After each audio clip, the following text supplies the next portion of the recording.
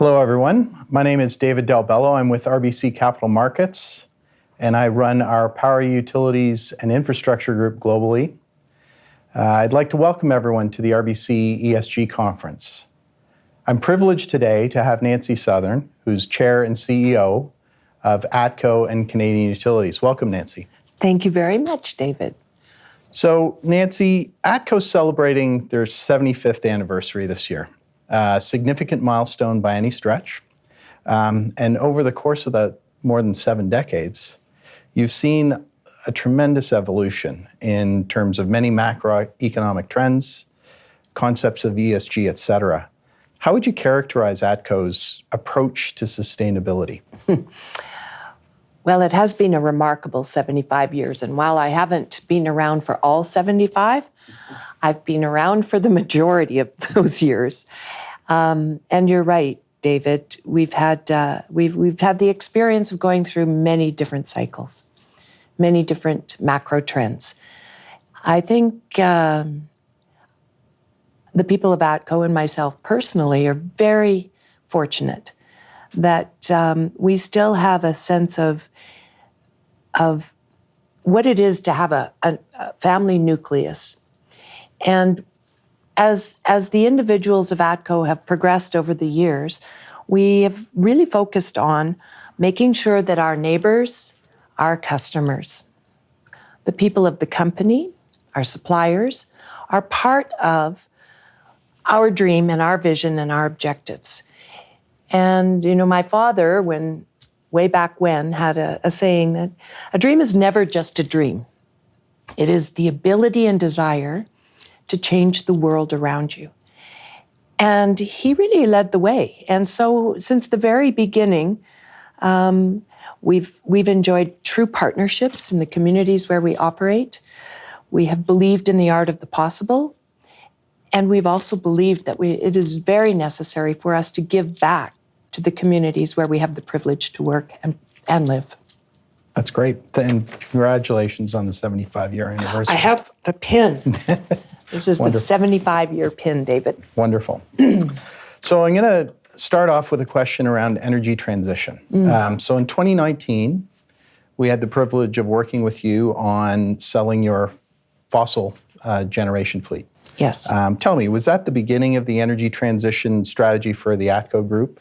And then the second question is, what drove this bold decision to get out of fossil fuels in terms of generation in the Alberta market?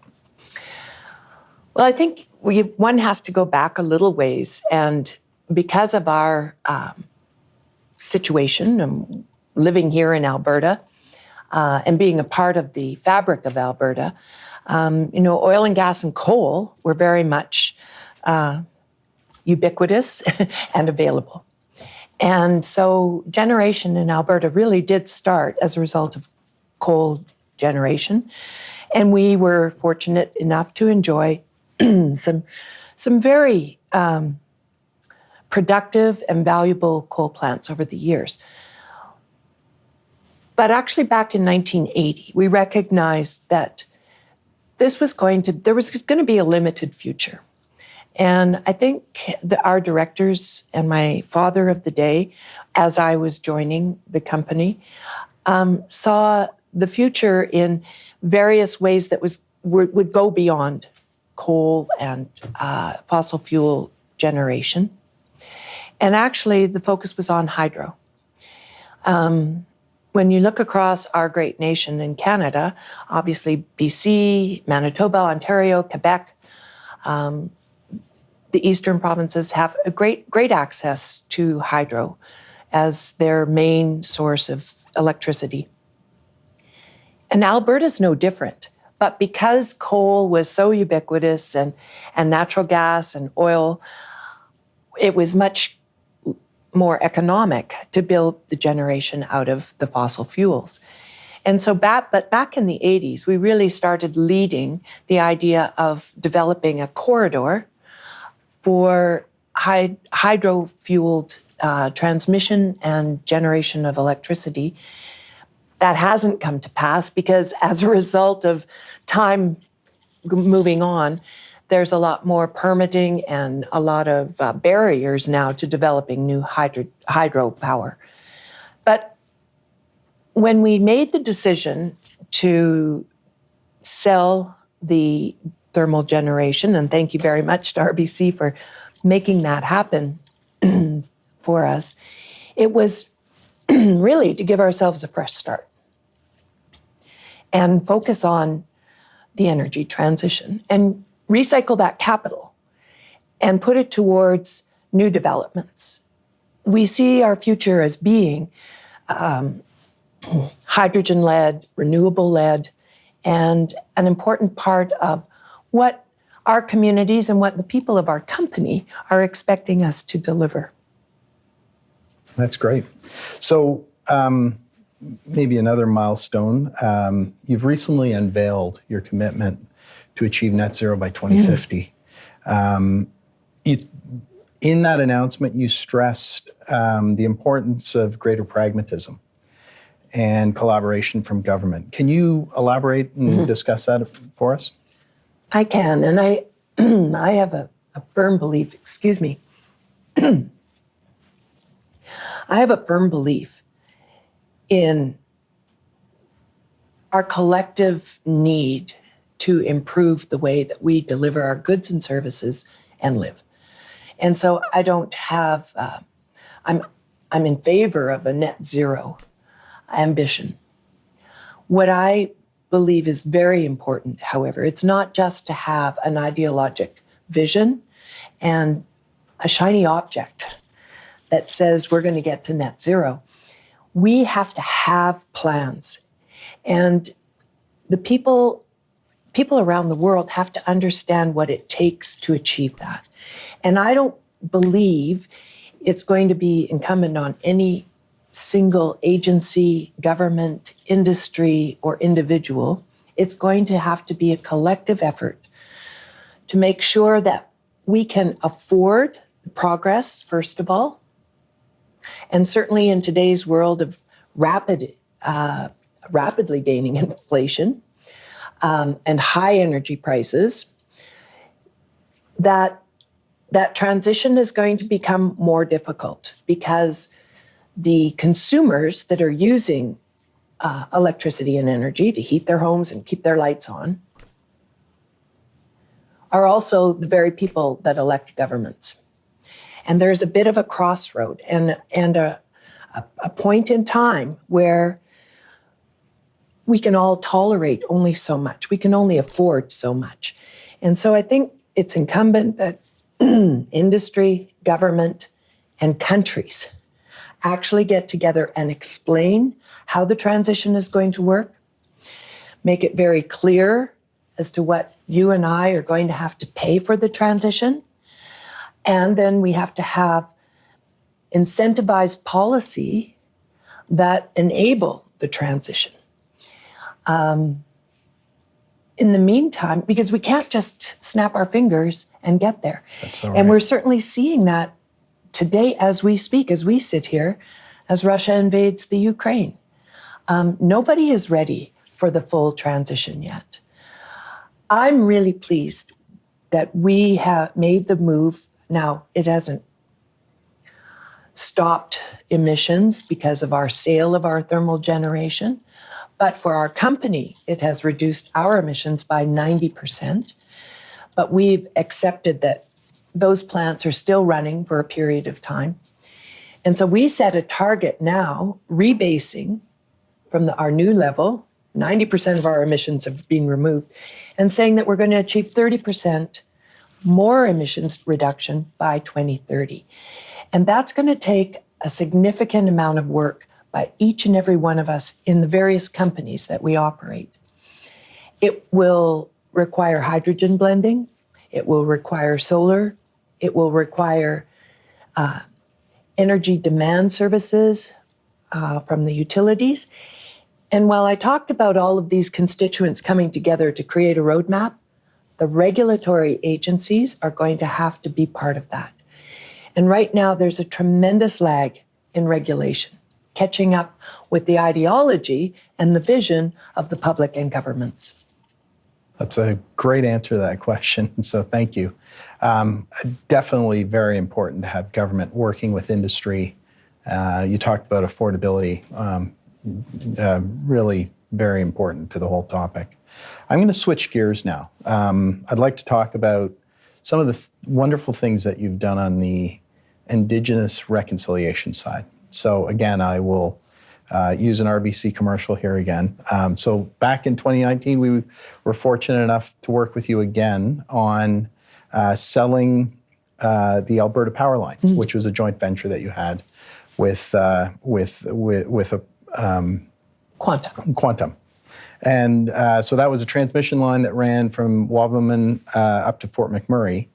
And I recall, as part of that deal, you really wanted to create an opportunity for the indigenous communities that were close to that line, to give them an opportunity to participate. Maybe using this transaction as an example, can you talk about how ATCO CU is advancing indigenous reconciliation? Well, again, much like energy transition, it was something that we recognized was very important very early on. And many of our true equity partnerships began over 3 decades ago with indigenous communities. I'll cite one that I think is really quite unique, and that is with the Dene Nations in the Northwest Territories. And when I spoke earlier about the hydroelectricity corridor, my vision was to actually create something for Canada that ran north-south. When you look at the Great Bear River up in the Northwest Territories, all the way down through the Athabasca River in northern Alberta, we could create a corridor that would allow indigenous participation in the new energy of the future. Well, we don't have hydroelectricity, but we do need that transmission. And so the first leg of this vision of industry and indigenous communities working together was the Alberta Power Line. 500 kilometers long, $1.8 billion project. And we started talking with chiefs and communities right from Inuvik to the 49th parallel. Right.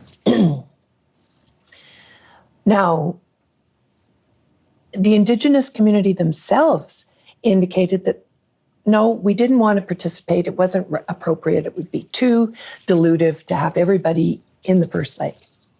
And so they themselves said it should be the communities along the line. We promised that they would have the opportunity to acquire, they would acquire that opportunity to acquire the equity in that line. As a result, we had a commitment. We said that commissioning and construction should not be a risk they take on. 3,000 meetings at a minimum of consultation. So the commercial deal was very separate and distinct from the consultation that's required for understanding the environment and protected lands and sacred lands. We actually learned a lot. We moved the line. We put in barriers for the wolves because we learned that the caribou would go across a certain migratory path. And it's been a great project. We came in ahead of schedule, on budget, and true to our word, we put the equity up for sale. And 8 communities participated. That's right, yeah. And thanks to RBC for making that happen, because it wasn't an easy transaction. It was a very difficult transaction, but and I'm very proud of ATCO because I don't believe there's any other case in Canada that's been able to put such a major infrastructure project into the hands of Indigenous communities. Yes, and I think in that transaction, I know the discussion was really about striking a fair deal with them. Yes. And yes, it was It added complexity, certainly in trying to balance the commercial and the indigenous community objectives that you set out for us. So, yes, and I don't think it's necessarily easy for every company to do what we did.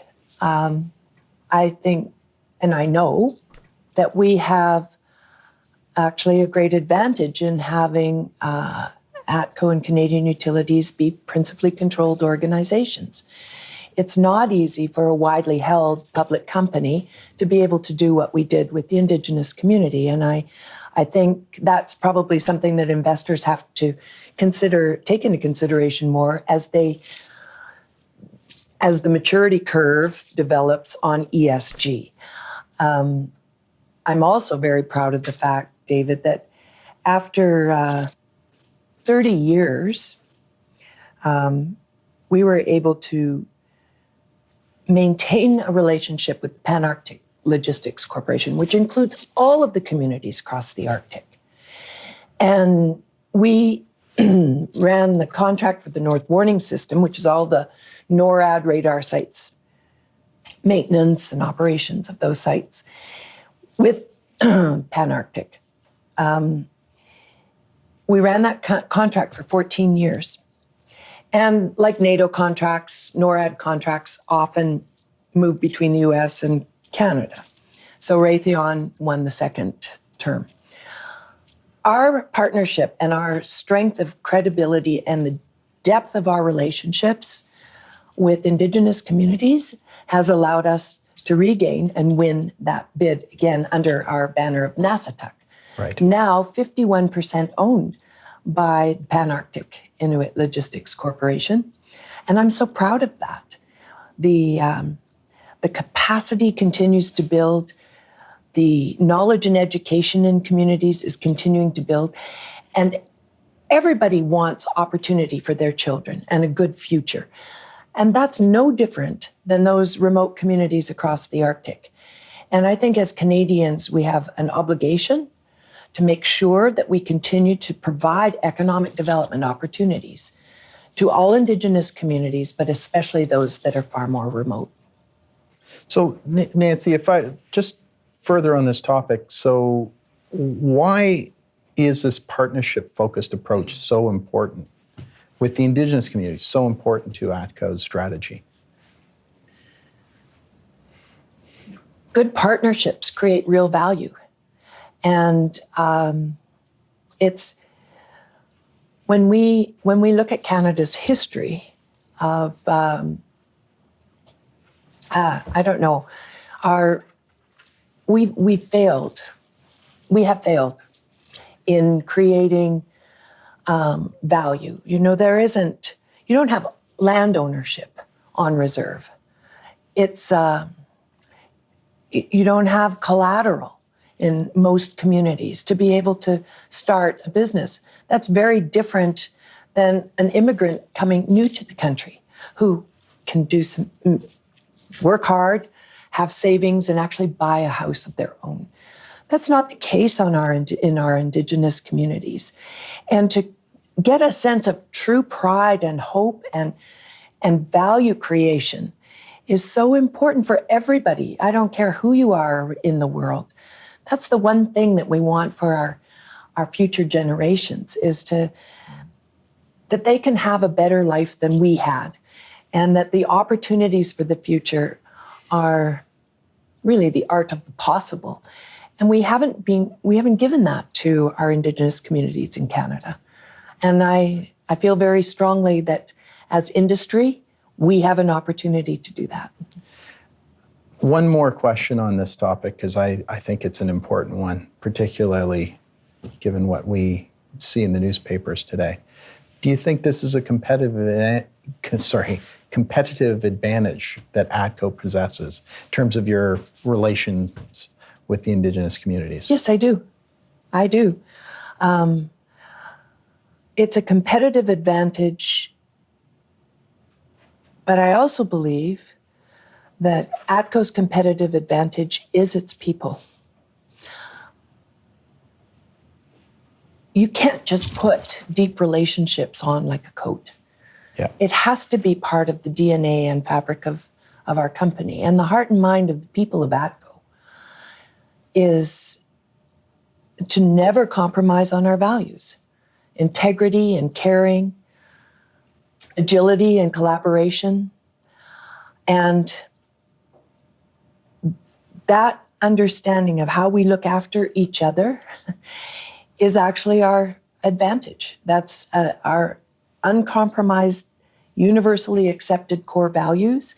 And that applies to communities around us that we touch. It applies to the people of this company, our suppliers, and of course our customers. And I think ignoring or using tech tools today, we're in danger of losing that one-on-one true relationship building. And I think, and that's true in ATCO too, especially after we've gone through COVID. Everybody is on a screen and not in person. And thanks so much for coming back to Calgary to be in person. My pleasure. But I really believe every business's advantage rests in the people and the relationships that they develop. Great. That's a great answer. Thank you, Nancy. Related topic: diversity, equity, and inclusion. Talk to me about that, and talk to me about ATCO's philosophy around that. Well, we have, I believe we've done a good job, but we have a long ways to go. And as a woman in my position, and I'm very fortunate to be in my position, I know how difficult it is from a gender difference to actually succeed and achieve career aspirations. But it's even more difficult for other visible minorities to achieve their aspirational dreams, because it takes time for societal changes. Right. It does take generations. I am very proud, but also very conscious of how we are incorporating and encouraging diversity, equity, and inclusion as part of the social fabric of ESG within ATCO. I also am resistant to make targets. Now, we have put in place targets, but our philosophy has always been to not overpromise. And I think it's really important that everybody is striving to actually achieve a standard of excellence that goes beyond target setting. And now we do have targets, but people have to really believe that you're making an effort. They have to see the concerted effort. You can't just populate targets with tokenism. Mm-hmm. And as I look around our organization today, it's a very different organization, but we're not all the way there yet. Although I have to say, I'm very proud. We have a terrific young woman running our largest company in the group, ATCO Electric, and terrific women across our C-suite, and a lot of young women coming up through the ranks. But we have a lot of indigenous individuals as well, a lot of various races, the LGBTQ plus community. Yeah. We're getting there. But there's still barriers and there's still struggles, and we all have to recognize that. It's not going to happen by just talking about it. It's a lot of work. Yeah, definitely. We're seeing legislators spending more time looking at that, looking at executive diversity, board diversity, et cetera. Can you talk specifically about some of the steps that ATCO is implementing that is promoting that? You talked about not setting targets, but maybe talk a little bit about how you're going to get the organization there? Well, on entry-level jobs, we're really looking for proportionate diversity. And so from a male-female gender diversity, we're looking for 50-50 on the early entry jobs. And now I think the biggest piece of work yet to come, and I believe that actually COVID's helped us with this, is finding the flexibility that will allow women who are on maternity leave to stay connected in the workforce. And I think that's going to be the big challenge. I also think that we need to have better education on what's important for Indigenous employees, members of our company. There's a very different culture when you have a loss in the family, or you have a special ceremony that don't jive with Christmas or Easter or Hanukkah. They're very different, and we have to make sure that we understand those differences and accommodate them. And then you have to have the transparency and the safe place for them to talk about those differences in their culture so that we understand and can work towards accommodating it. That's great. Yeah, very, very important issue. Actually, the whole discussion today has been a tremendous journey.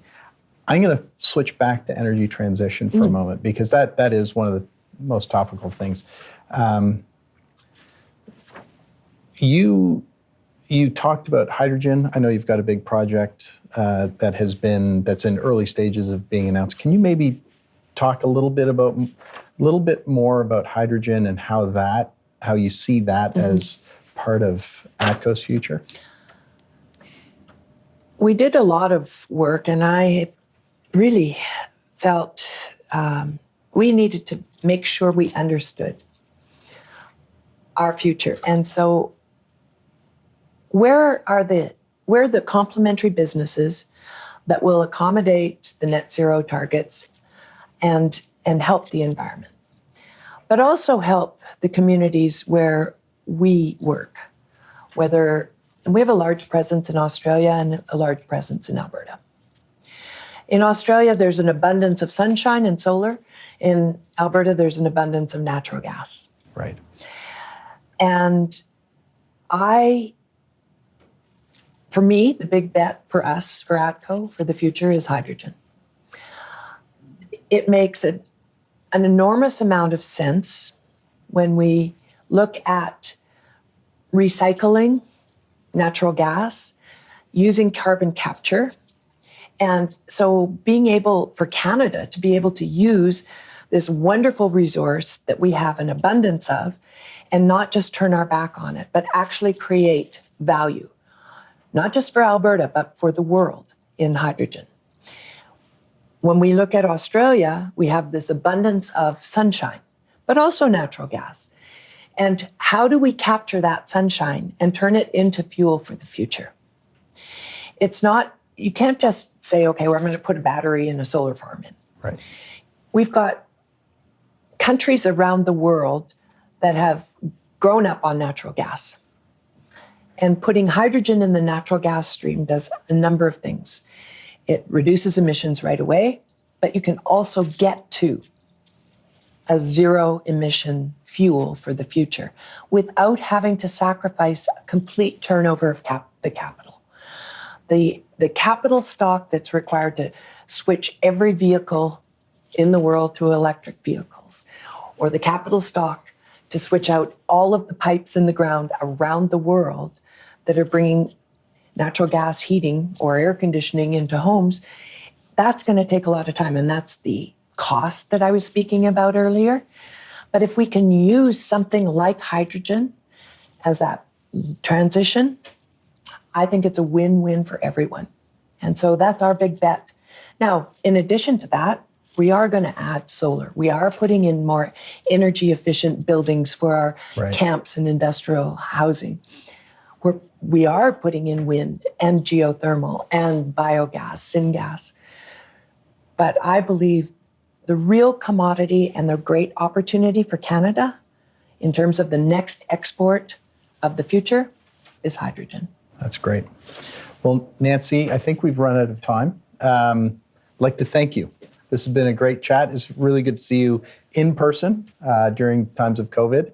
And I'd like to thank our viewers for tuning in today. Thank you very much. Thank you, David. It's been an honor to be with you. Thank you.